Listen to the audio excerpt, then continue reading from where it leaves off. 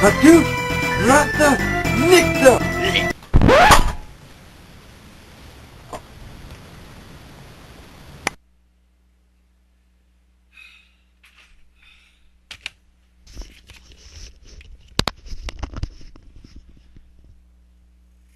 Oh hey, Blonde Guy Gamer here, with my Halloween review. Oh, and don't worry, I'm pretty sure not all these game cases are possessed, but just in case, make sure you say what I said earlier, exactly word for word, because trust me, if you just mutter it, it won't work. Anyway, the game is Evil Dead Regeneration, an action-adventure game made by Cranky Pants Games and published by THQ in 2005 for the PlayStation 2, Xbox, and PC, based off the cult classic Evil Dead movies. The movies and games centers around Ash Williams and his battle with the Necromonicon, the Book of the Dead.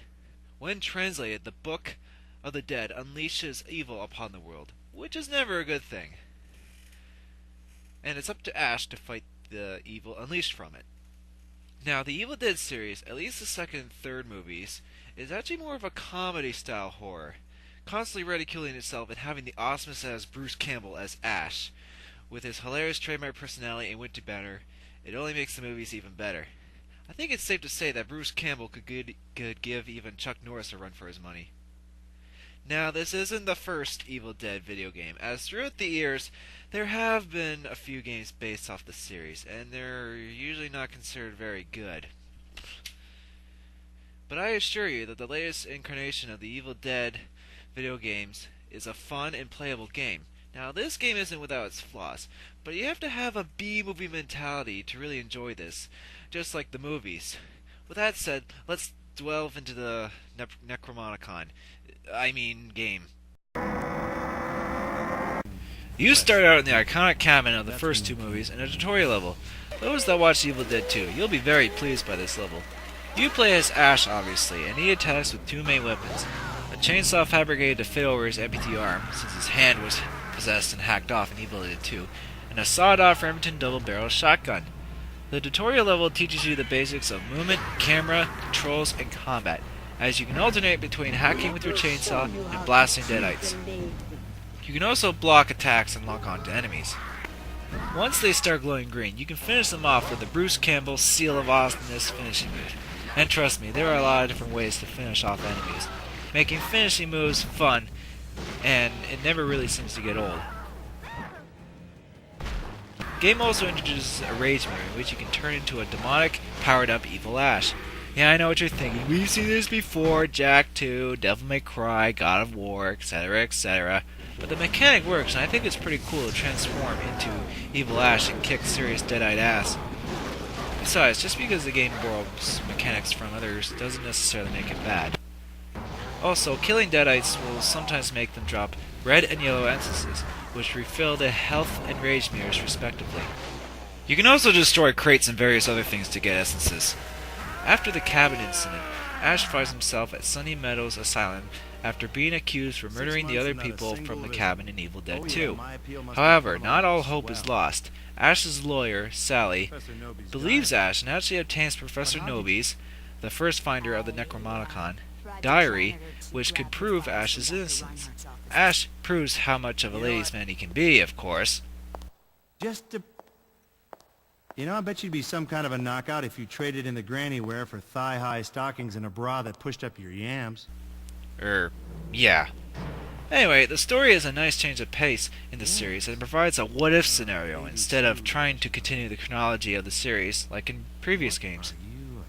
However, Ash's doctor, Dr. Vladimir Reinhardt, who is totally not a stereotypical German villain, has somehow managed to get the Necromonicon and unwillingly unleashes evil once more. Then, you guessed it, Ash has to escape from the asylum that is literally going to hell.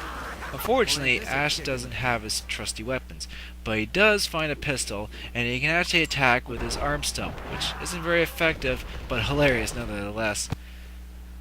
One thing I should mention about the asylum level is that it has a unique take on invisible walls. Instead of simply not being able to progress into certain areas, and demonic spirits taunt Ash by blocking doors and whatnot. Ash eventually gets his trusty gear, and after defeating the area boss... What was that? You can't believe you just got your ass kicked by a one-handed nut job? Ash will come across Dr. Nobi's spirit, who will provide guidance for Ash, and Sam, a half-human, half-deadite midget. Sam plays a hilarious and interesting role in the game. Sam helps Ash in combat by shooting energy that slows enemies, and he can rip off enemies' heads as his finisher. Ash can also, amusingly, kick Sam like a football. Oh, it's a three-pointer! Whether onto enemies to rip their heads off and expose weaknesses, or kicking them into various other objects. Sam also occasionally pins down deadites for Ash to finish, making the duo quite a team. He also provides some of the best dialogue, and it's only more hilarious when in conversations with Ash. You, sir, are an asshole! It's just a flesh wound. But Sam has one key characteristic that truly makes him unique. Because Sam is half dead, he never actually stays dead, only to rise out of the ground again. This means you never have to worry about protecting Sam, as he'll just come back again. Unlike other games with psychic characters, Ashley from Resident Evil 4, and the amount of deaths the guy goes through is brutally funny.